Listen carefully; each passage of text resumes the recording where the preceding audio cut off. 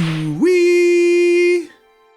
That's my pig call because we're bringing the pigs home to pasture, and by that I mean we're gonna poach them and then sell their carcasses. Anyways, welcome back to Ivalice Chronicles, everybody. We have just started chapter 3, and you remember those pigs that we picked up in, or at least the pig we picked up in chapter 2? Well, now that plan is gonna come to fruition here because, as you can see, I have a lot of these red pigs and then these blue pigs. I have at least 5 of them. Actually, I have too many. So I'm going to show you what we're going to do is to basically essentially break the game. Not break the game, but it's going to make this a lot easier. Only thing you need, obviously, these pigs, and then you need a character who has Poach on them for their support ability. You get Poach from Thief here, and it's your support ability right here. So the idea is we're going to go to a random encounter. We'll just go into this one here. We're going to bring our pigs in, and I'm going to show you how poaching works. Really simple, really easy, and then we'll quick cut to the poacher's den. We'll go over that really quickly, and then we can get straight back into the story. But poaching here has been made 1,000 times easier in Ivalice Chronicles. I am ready. Meaning, I don't think anybody should be ignoring it anymore, because before it was a little tedious, so ignoring it was kind of understandable. Do you need to poach to complete this game? No. But it's so easy now. Just why wouldn't you? And with this combination, oof. Almost breaks the game. I say breaks the game, but I'm being a little dramatic about it. So pigs, as you can see, they don't have much HP. Meaning, they're meant to be turned into bacon. So we just got to get to our poaching character here, which in this instance, it's Damon, our knight. Give him a little bit of speed. And we're just going to go ahead and poach him. Okay, not gonna kill him in one hit. Gonna take 2. Gonna fight back a little bit. But when you poach an animal or a monster in this game, you're gonna get a screen that tells you that you collect their carcass. So, poach successful. Oh, sorry, little pig. So we got the swine carcass. This is a normal carcass. If it's a rare carcass, it'll have some stars next to their name, or after the carcass. We want the normal version of both of these pigs. So if you did, say, get a rare version of the carcass, you could simply just go back and retry from the start. You don't need to go back into your formation screen. You don't need to go back into the open world. You can just do it from the start of the battle. It's not something that's like predetermined once you start the fight. So just know that if you don't get the carcass that you want on the first try. Now, I'm wondering if we want to use Ramza here to weaken him a little bit more. We definitely get that one shot. But no, I think Ramza's too powerful. Maybe we should have made Ramza our poacher. But let's just get this second carcass, and then we'll quick cut, and I'll show you what to do with them, and then kind of explain why it's kind of busted. Oh, we get him in one shot. Sweet. Poach successful. Okay, see, there is the rare version of this carcass. We don't want the rare version for what I'm trying to show you, but I'm going to redo it. I'm going to do this off screen. We're going to cut it, and I'm going to get the normal version, and then we're going to flip over to the poacher's den. So I'll be right back. So now we got the carcasses that we want. We can go to Dorder here. Not every city has a poacher's den, so you're going to have to look out for that. But here's the poacher's den here. Oh, a customer. Oh. It's your first time, is it? Oh, customer.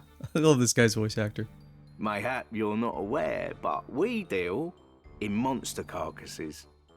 Not only that, but we make wares of them for sale. This guy is super bald. Normally, you need to poach a creature and bring me its carcass. And very circular. Lucky for you, I'm feeling generous.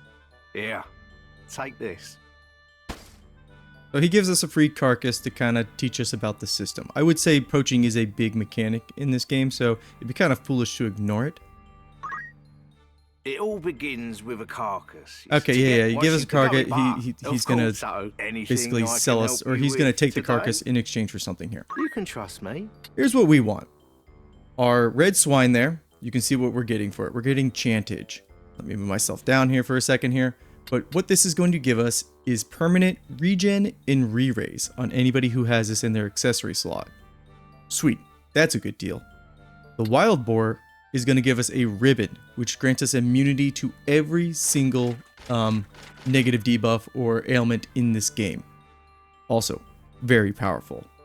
Chantage here is probably the more universally good one, because not every enemy in this game is going to affect you with a status ailment. But anyways, we grab 5 of these chantages, and then we grab 5 of these ribbons, put them on every single party member, and we're essentially invincible.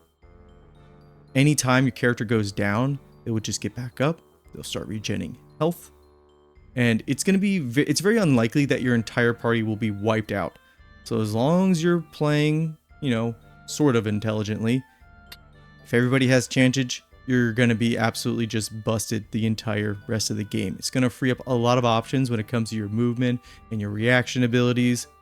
This accessory is really, really good. We're going to grab one. Oh, very nice. They're kind of pricey.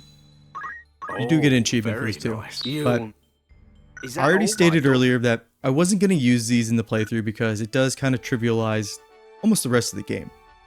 But if you want to break the game now, that's completely fine. Now, I said I wasn't going to use them for the entire game, but there will be a point in the game where you can farm pigs, where they will spawn. And there's another story mission in Chapter 4. They come up a little earlier, and then usually midway through Chapter 4 is when you get the map where you can farm them. But I think at that point, I might bring out that combination.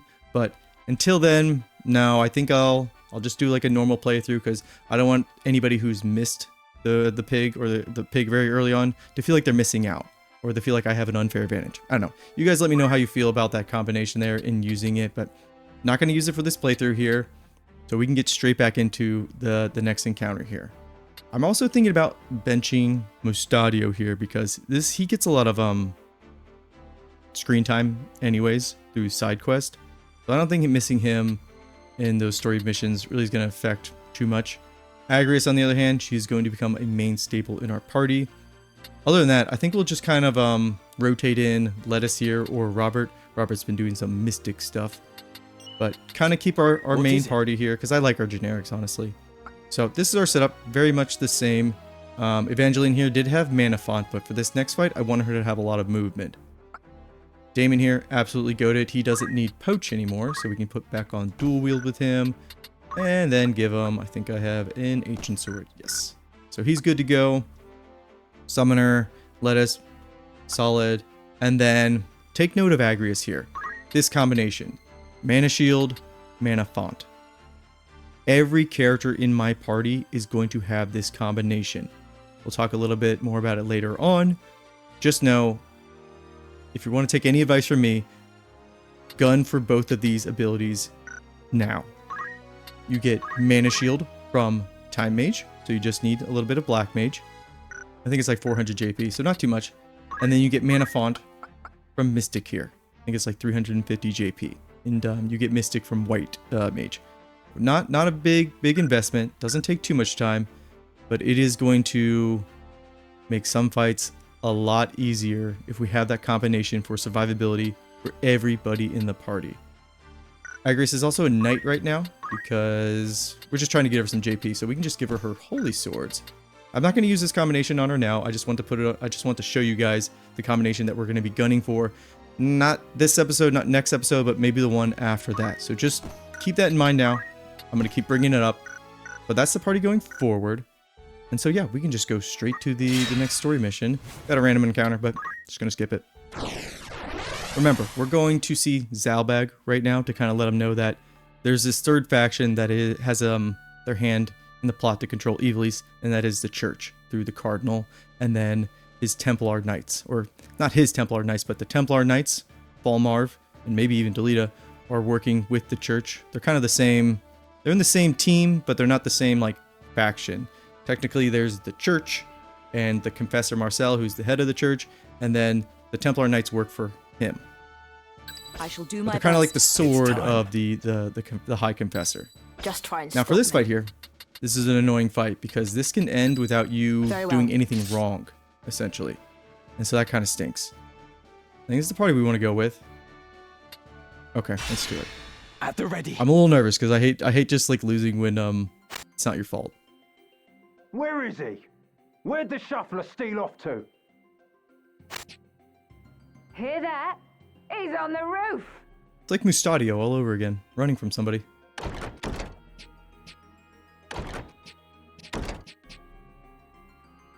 Twould appear I'm trapped. Twould appear so. It don't do to have strangers sticking their noses in our little hideaway. Then mayhap you might hang a signboard above the door, so we would know this place for a den of thieves. Got a little humor. Like him. I like him already. Ha! Nicole's got brass. Too bad it's steel he's wanting. Something is amiss here. A lot of visitors today. Small matter. Stick 'em and be done with it. Although how would just show up and they're like, yeah, just kill him. So Orin, we've heard that name before at the beginning of the chapter. This is Orlando's adopted son.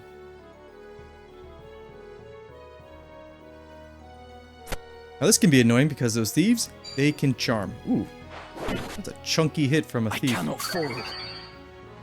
So our idea, we got to protect him. We got to get to him quickly. And their chemists now have guns. Now Orin here, depending on his AI, let's see what he does.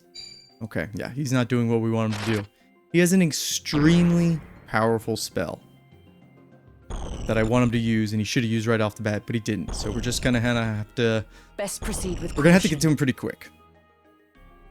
And also, if you're a Final Fantasy XIV fan, the Astrologian job, it's based off of Orin here, which is kind of hilarious because he only has one spell he uses in, you know, in an MMO you have to make an entire job, and they made it off of, again, one character with one spell.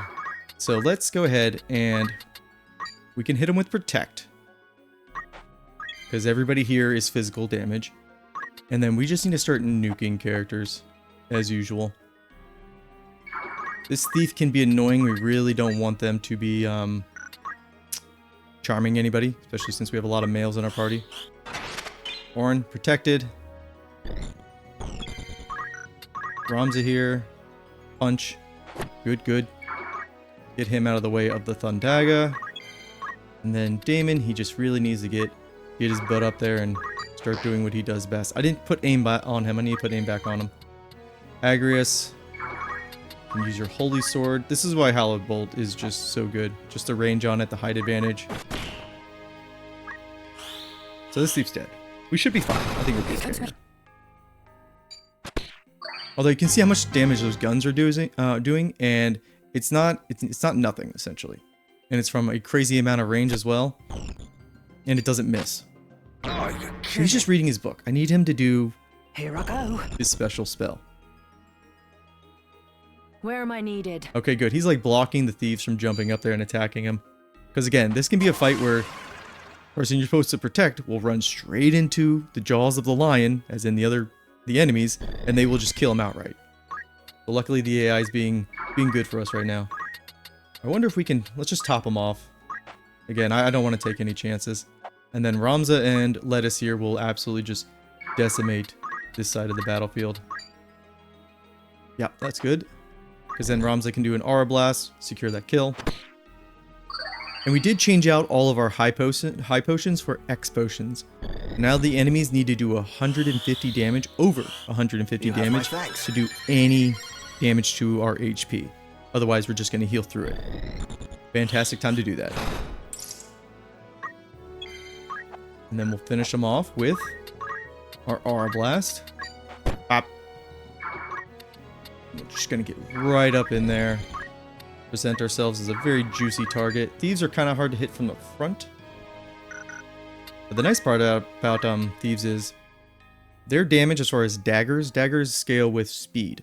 So if we hit them with Ren speed, we're hurting this thief in more than just their turn in the encounter as far as how fast they are, but we're also nuking their damage as well. Let's try to do that. We get 2 swings because we have dual wielding, so that's always nice. Because the percentage on the rend abilities is usually never 100. So that's why dual wield is just the perfect synergy with it.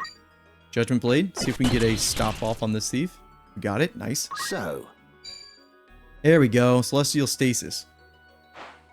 I think this is the ultimate ability when you use the 3-bar limit break in Final Fantasy XIV. I think that's the name of the Astrologian's ability. I don't play an Astro in 14, I play a Paladin, shocker. I will not. Yeah, you're fine. So they only did 36 damage. That's nothing. That's chapter 1 type of damage. What should we do with Evangeline here? Let's just get over here. Don't forget that Evangeline here, so is Holy. She's just an absolute nuke. Love it. And then Lettuce over here can just finish off the fight with Thondaga. Here we go. Really cool looking spell. Didn't hit everybody, but you can see what it did. It disables them, it stops them, and then I think it also stops them from moving. So it stops them from acting, moving, and then it puts the status effect stop on them. Don't you dare give up. Crazy control. There's no range on it. It just hits every enemy on the map. And he usually spams this. It's usually how he opens the fight, but for whatever reason, he didn't want to do that for us. Damn you. Oh, I don't want to die. sweet Christmas. Oh, you do so much damage to yourself. You may have also noticed that our, let's pick her up real quick. 83%, that's pretty good. Strong. That, Evangeline, Lettuce there, their, bravery and faith scaling up. I think they've now hit that 84 threshold that we are looking for. Remember, we don't want to go above 84 or else after every encounter, they're going to be like, hey, I think we should probably leave for the church. And they will not stop saying that. It's very annoying. Now, we also have North Swine's, strike here. So this has a chance to KO. Shadow 7 by Doomstar cast. Mark the ending of your path. North Swain strike! Swain, I think I called Have Swine. you. Love the chance. Always gonna stop to hear those. There was a rock. So they're essentially done. We do have to deal with these chemists. This is probably the part of the game where chemists really start to show how good they are. Oh, I don't have mana font, so my white mage here is kind of dunzo. But this is definitely the part of the game where you really start to see how strong chemists can be. Because prior to this, you're like, okay, they're a healer, they throw items, that's cool. But they're just using daggers. Now you're starting to get some chunky guns, and they become a whole different type of animal. We just want to outright kill this. There we go. See, even though that our damage didn't, deplete their health all the way, that KO status effect procced for us, and down they went. Alright, I want to get Ramza to grab this yellow crystal, which is going to have some abilities for him. Aim 2, Steel Heart, Steel Gill. Okay, that's fine. And then she can't move anywhere. Man, if we had our aim abilities, perfect. But we have dual wield, so that's good too. And then this guy has 2 health up here. Orange should be able to clean that up. I don't even think we need to move anybody. Death by stone. Great. Okay, that's the fight. Remember, can be tricky. Keep Orin alive. Anytime there's an NPC in a fight and you have to keep them alive, that can be annoying. Lettuce, our biggest contributor, as usual. Here we go. Are you hurt? I'm fine, thank you. My name is Oran Durai, and yours? See, his last name is Durai. That's how you know he's also adopted, because it's Sid Orlando, not Sid Durai. I am Ramza Beoulve. Beoulve? What of it? 'Tis naught. Forgive me. Might I inquire as to the direction of your travels? We make for the royal capital. And you? You are welcome to accompany us, if our paths are the same. A gracious offer, but I fear my road leads away from Lesalia. I see. Fortune be with you, then. And with you as well.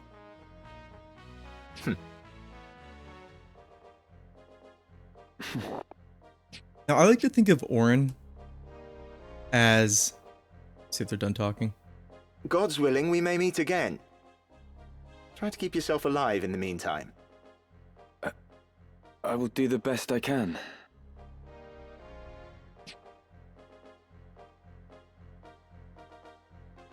Orin is kind of like the Southern Sky version of Ramza, if that makes any sense. So, he's kind of like a bastard. He's the adopted son of Sid. Sid has a lot of parallels to Ramza's father. So he's generally a good guy. We're going to see more of Orin later on. Now, I need to give Damon back his aim ability, kind of get his build back together here. Other than that, we can just go straight into the Royal City here. And remember, we haven't seen Zalbaag since chapter 1. Sit, won't you? Still friendly with us. You surprise me, Ramza.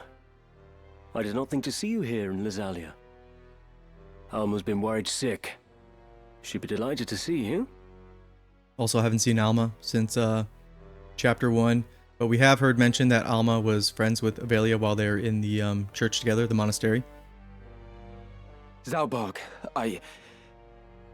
What is it?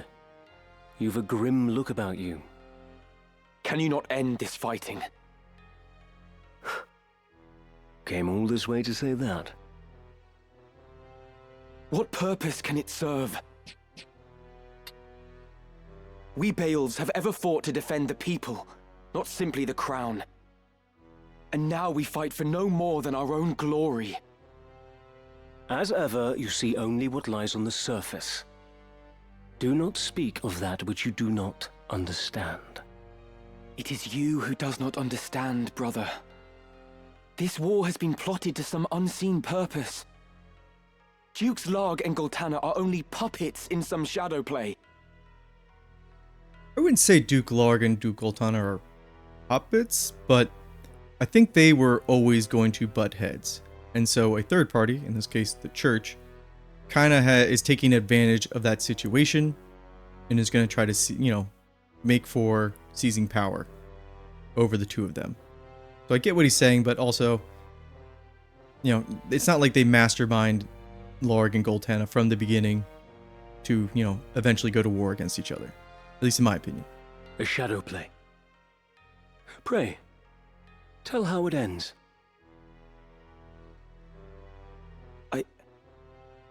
I do not know.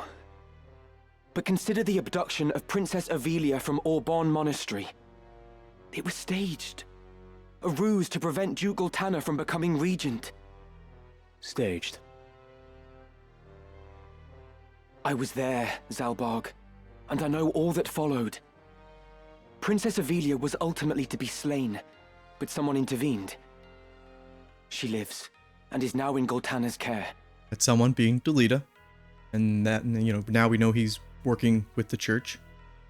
Had the assassination succeeded, the crown would surely have named Duke Goltana a traitor and rallied its banners against him. And who would go to such lengths? The one responsible is our Lord Brother, Dystark. Do you stand here accusing our brother of having some hand in this business with the princess? So you knew naught of this?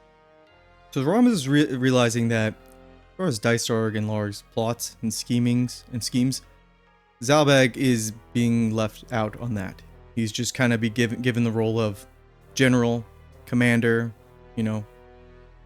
taking care of the troops and the bannermen, probably winning battles. Even so, you must know what Dystark is capable of. Enough! Who have you become that you do not trust your own brother, your own flesh and blood? We don't really see Zalbaag and Dystar, their relationship too much. I think in that opening scene in chapter 1 with their father passing, probably the most, I would say, dialogue we get between them, at least up until now.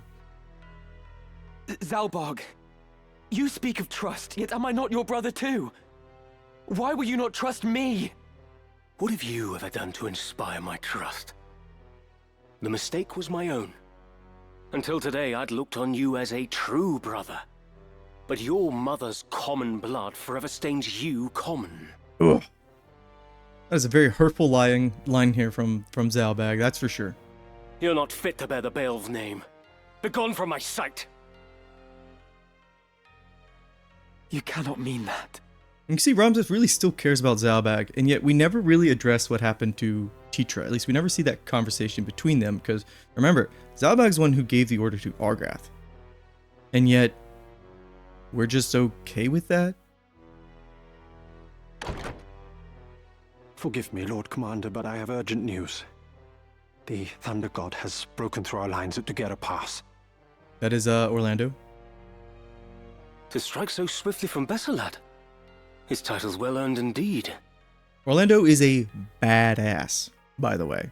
His title, Thunder God. Summon the War Council. All of them. My lord.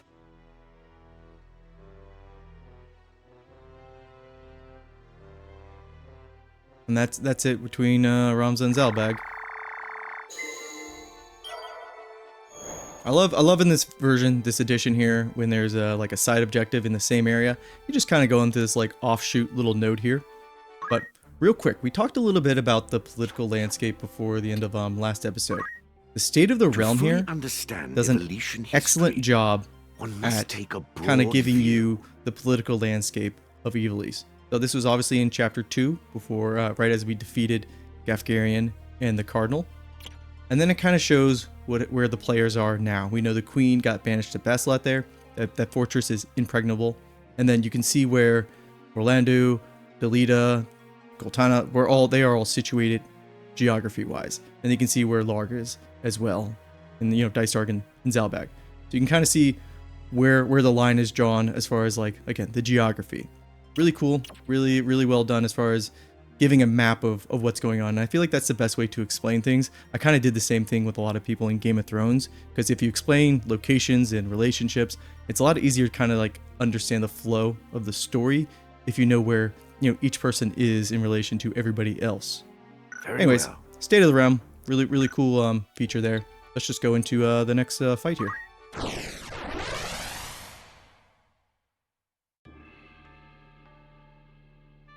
So we're like right outside the city, right at the gate. Now I think this is a fight where Ramza will also, it doesn't matter what part of the formation he is, but we want to move our main players up. And you know what, Evangeline? We need to give you back Mana Font, and I don't actually think she'll be in too much trouble, so that extra movement might not actually be a bad thing. But you know what? Just give her cloak back. You'll also notice in at the vendors, you're getting a lot of items that have stats associated with them. So for instance here, I've got this headpiece that has speed. You're gonna have some that give you, I don't have any with me, some that give you magic power and physical attack. Speed, in my opinion, is the best stat to be shooting for. So even though we have a cap that's gonna give us magic damage, I prefer speed. Speed above all else. So that's kind of my tip for anybody playing the game, is when you see the speed stat, go for it. We'll put her in front, and then we're going to take Lettuce, of course, Evangeline, and I want to take Robert, but I don't have him kitted out as an archer, and I don't want to waste our time doing that right now, so we'll just take Damon. Oh no, we'll take Damon tonight, who's really, really good. But let's see what's playing out here. Ramza, wait! Well, there's Alma. I'm sorry, Alma. Did you think to leave without so much as a word? I've never been good at goodbyes. It's very dramatic of you, Ramza. You won't be coming back, will you? Delita lives, Alma. What? But how? I expect you have heard of Princess Avilia's abduction from Auban. In truth, it was no kidnapping, but a rescue. One which Delita carried out for the faction with which he has aligned himself. Delita also punched her straight in the gut to knock her out. What? I'm not sure I understand. The princess was taken to Duke Goltana. Does this mean Delita works for him? At first, I thought as much. That Delita had sided with the Black Lion to spite us. But I was wrong. I fear he may have fallen in with people far more dangerous still. 'Twas they who thwarted the plot to assassinate Princess Avilia, thus allowing Duke Goltana to keep his honor intact. And as a result, war has broken out between him and Duke Larg. Is it true, Ramza? Was it Dog who plotted Princess Avelia's abduction? Like, where did she hear So that? you've heard. It is true, I fear. I feel like all that doesn't matter now because war's already broken out. I am sure he had his reasons, but I cannot see them for the bloodshed.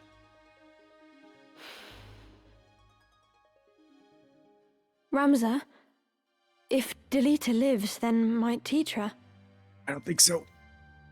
She did not share her brother's luck.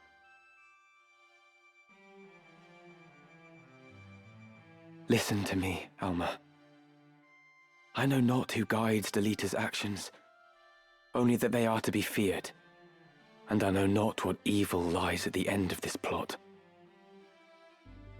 Evil. And Delita serves these people. Perhaps serve is not the right word. Though he aligns himself with them, he appears to have his own reasons for doing so. That's true. We don't really know what Delita's reasons are. You mean to fight them, don't you? That's kind of, chapter 1, chapter 2, kind of setting all the pieces, the players. And now we have a clear goal for at least Ramza here in his story. And it's to stop this shadow plot going on, you know, behind the scenes, that it basically started this war. I want to fight too. I'm coming with you. Oh boy. Are you mad? That's out of the question. I want to help you prove the truth of your words. No, not like this. Please, Ramza. I don't want anyone else to meet the same fate as Tetra. Alma, please. Ramza Beoulve, if I am not mistaken. No Ramza here. Sorry. Ah, but I have you at a disadvantage. I am Confessor Zalmor Lucianada of the Holy Office of Inquisition. Lucianada, I like that name. So, Holy Inquisition, they're different than the Templars. I come to bring you before the office on charges of the murder of Cardinal Delacroix and suspicion of heresy. Okay. Should you wish to preserve your house's good name, you will come with us. But should you resist, you admit your guilt and will be executed as a heretic. A confessor? Here? You must run, Ramza! Quickly! Then your choice is made. In the name of the Father, put this heretic to the sword. I like how Alma, again, she believes in Faram. Most of all of them do, but she even knows that the Inquisition here, not somebody you want to mess with. And people who get taken away by an Inquisitor, they don't come back. So game plan for this battle here, obviously get everybody out of that horrible bottleneck in there, and then we can just kind of chill up here on the high ground. You know, it probably would have been good to bring our archer here, but we didn't. We have our two spellcasters, and so we just get everybody out of there. Let's give Ramza and Alma some haste. Ramza, you can wait here. Let's steal yourself one time. So you see how I have 96 bravery? I hit myself with one more steal. And now Ramza's bravery outside of combat is going to be at the cap of 97, which is then. perfect. I would work towards at least getting Ramza to 97. The time is now. So they got some knights and they got some monks. Very heavy on the physical side. So casting protect. Oh yes, you can get out of there, Agris. Sweet. Casting protect is going to be pretty good here. Alma is a cleric, and she just gets basically the same abilities that Queen Ivalice had, where she just has this super juice buff move where it gives you all the best buffs in the game.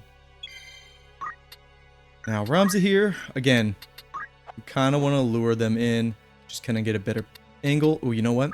I have Shockwave. Oh, wait a second. Damn it, I can't hit him. I can, I just gotta move a little bit closer. I'm never gonna pass up an opportunity to just pop out. Hey, we got an achievement. Sweet. You'll notice that if you're actually looking at those achievements, there's usually one for every class. So keep an eye on that. Might as well just cast Gollum on ourselves. You can see we got more summoning spells. We got Bahamut, so that's going to be sweet to use. Let's actually save our MP for that. Come then. Agrius, where do we want to place you? Somebody's got to deal with these 2 advancing knights over there, but most of us need to hang out over here. I think I'll stick Agrius over here, and then when they get a little bit closer, she can start going to town on them. Ramza is a little exposed over there. Oh no, can I not reach him? No. Okay. We'll have to wait a little bit. We can just keep casting haste on ourselves. Quick. Really quick haste there. Doesn't look like those monks have a horrible angle here. Have Shockwave or Doom. Or no, they have Doom. I meant Shockwave or Aura Blast. Good dodge. Yeah, Damon, you're not doing much back there. We'll have you hit the front because this is an objective mission, which means we only need to target the Confessor there. But if he's hiding behind all this, these other guys, might be a little tricky to get to him. Let's drop the nuke on him. Let's drop Bahamut. Yeah. And look how quick that is. Bahamut is a very, very powerful summon. And the fact that we're doing it in just a few turns, again guys, swift spell. Best support ability for spellcasters. Agrius, you really don't even need to do anything. I guess we'll just use Hallowed Bolt on him. Pop, pop. Come on. And then Ramza here, we do have Cyclone.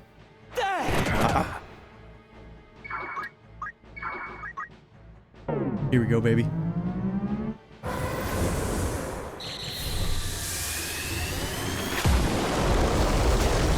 Can't see anything. Fade. So here it ends. Oof. Chunky bit of damage. You'll love to see it. We don't have anybody that we need to buff, so guess what? That's why we got... Okay, I thought I had Meteor. I don't. That's the Time Mage, like, ultimate ability. We'll use Holy. Oh. I'm gonna target that Knight. In my opinion, Knights are more... I don't want to say deadly. They are deadly, but annoying because they can break our shit.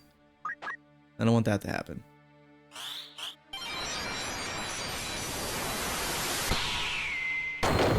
One of my favorite spells in the game. I just love the way it looks. You can also see our level. I don't think I talked too much about it, but I think the previous episode I said to get to around 21. Now through that poaching, some of our characters got to actually 22, but we're on par with the story mission here, because everybody here's 21, 22. Oh, finally, Damon, you get into the mix. Because the only issue with the knight is their movement. This will do. Justice will be served.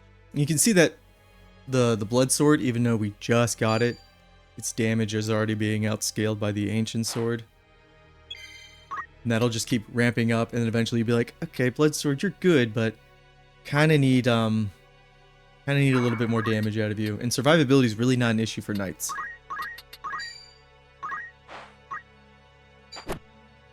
Oof, that was a chunky hit by the monk. Monks are so good. This knight's done over here. We're really just cleaning up the field here. Get you over here. And then, oh, you're all in a perfect little line for me. Fall! I'm so strong. Kira. Oh, the Confessor's actually 25. Okay. And Alma's only level 3. Girl, I don't think you can come with us. Where to? I don't think that's a good idea. Get all these bodies out of the way. Oh. So, Rapid Fist or Repeating Fist, it has like a damage like bracket that it'll hit. And it's like random between it. And it can absolutely crush you. Did 216 damage there. But on the flip side, it can do like 15 damage. So kind of a gamble. Usually never works out in my favor. But for the enemies, of course when they use it, it does as much as possible. We'll use... if we can KO him. I don't think we can KO him because he's considered a boss. But it is like our only single target sword move at the moment. There's too many bodies in the way for our knight to get busy. That's fine. Move over here with you, and then we'll just cast a very strong Thundaga on the monk there. Finish them off. Punch to the gut.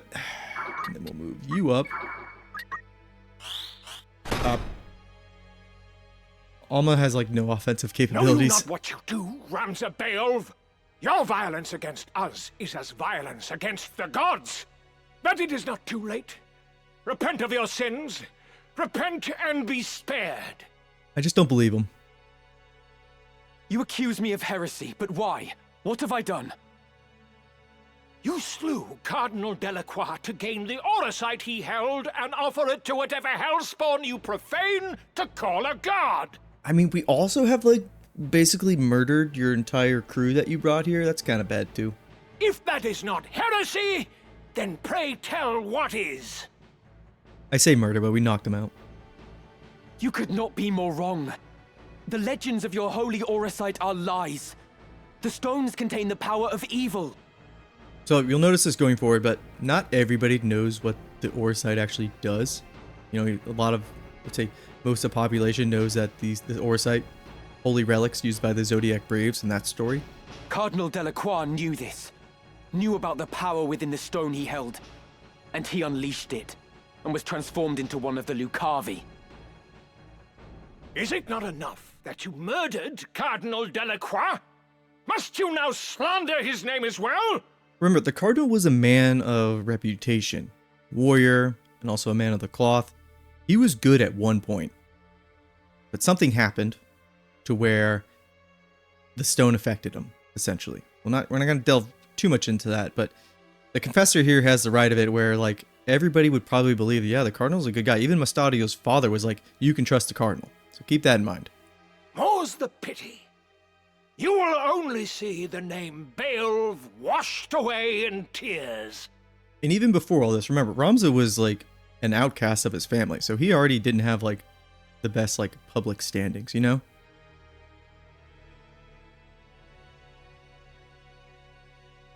And he ran with Gafgarian, which, you know, I feel like most people in the public like, ooh, well, just absolutely murdered her. Why would you do that? That was a lot of damage by an old Confessor, man. Repeating fists. Cloak of Evasion. We love it. Alright, finally. Damon, get into there and just... 68%. Not great. We'll end the fight if it goes off. Agrius, yes! Confessor Zalmor, 'tis I, Agrius Oaks of the Lion's Guard. Do you remember me? I don't think I've ever seen this dialogue yet. That I do, my lady. Yet why does the scion of House Oaks fight beside a wanted heretic? It makes for a long tale, but know that I have just reasons for joining with him. Give us the TLDR here, Agrius. Such matters aside, Ramza Beoulve is no heretic. That which he speaks is the truth. The truth? You too would claim that the Cardinal became a Lucavi? Obscene! Even should such demons exist, they could never tempt a pious man such as His Eminence. The heretic deceives Lady Agrius. That is the only explanation. He is a cunning one indeed. He's just like talking to himself like, he is a cunning one indeed. Like, dude, we can hear you. And we gotta put you down. I want to see if our knight actually gets off his moves. And you know what? And you, Black Mage, you can just... A little bit of movement. Mana Font really, really paying off. I hope I'm doing a good job showcasing just how good Mana Font is. Gonna get him, hopefully, 85%. Boop. Ramza, you'll probably end the fight. Let's just go ahead and give a steal out to the old Damon there. Just bumping up our allies' stats real quick. 7. Pop. That's it. Good job, Damon. I'll grow stronger yet. 23, you're getting up there in levels. We need to calm you down. Heretics who profane the gods must still face their justice. You will yet meet yours!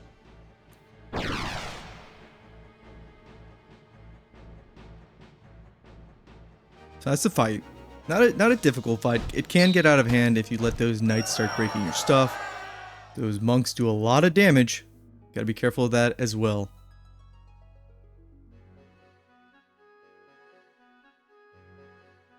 It seems we're all right. Both of us. Thankfully. But please, no more needless risks. None of this makes sense. How could the Office of Inquisition have learned of the Auracite? Could the Church of Glabados be the one supporting Delita? What do they hope to gain? Remember, Ramza wasn't there to see the scene with Fulmarv. Ramza, you mentioned Auracite. Have you truly seen the stones from the fables? If Auracite is real, then I think I may have seen it once too. What? Where? First, you have to promise that you'll take me with you. Alma, this is no time to be a brat. You persist in this. Do you think I would risk putting you in such peril again? I will not take you with me. I have a feeling we're going to take her with us. Then I have nothing more to say. Do not act the child. Your very life is in danger. I should think it is. I've acted against the Office of Inquisition. Surely I too am a heretic in their eyes. They will come for me as they do you. And when they do you think Dystag will protect me? He would never do anything that might endanger House Beoulve. We really don't get to see Alma's relationship with Zalbaag or Dystag. We only get to see her really interact with Ramza. No, I'm sure our dear brother would not. But you cannot come with me. The danger is too great. You must explain everything to Zalbaag and bid him beg the forgiveness of the Church. For you, at least, it is not too late. But kind of like the same relationship that Ramza has with Zalbaag, we can assume here that Alma also looks fondly upon Zalbaag and him her, you know? The one I saw, it was in Orbon. I love it when games take you back to like locations like Orbon. That's the first place we went to. A crystal, engraved with the mark of the Virgin Maid. Virgo. I must reach it before they do. Thank you, Alma. Now go to Zalbaag and do as I have said. And just how do you think to enter the monastery? You're a heretic, remember? True. I would not be welcome in the church's halls. I imagine not. So you need me after all. Fine, but only until we reach Orbon. When it is done, you will return to Zalbaag. I promise. I will hold you to it. Chapter 3 isn't overly long, by the way. I think we'll be able to do it in about 3 episodes. On our way. So, Alma joins the party. You can see we gotta go back to Orbon. Now, something I want to note here, once this is done. Going over to Alma, because she's now she's our guest. I won't be a burden. If we take off her headpiece, these used to be only reserved for female characters. But as you can see, I think Ramza also used to always be able to equip them, but now everybody can equip these as well. So, ribbons, beret here, or the beret, it can all be equipped by males as well. That's a big quality of life change. There's also another item. It was actually the chantage here.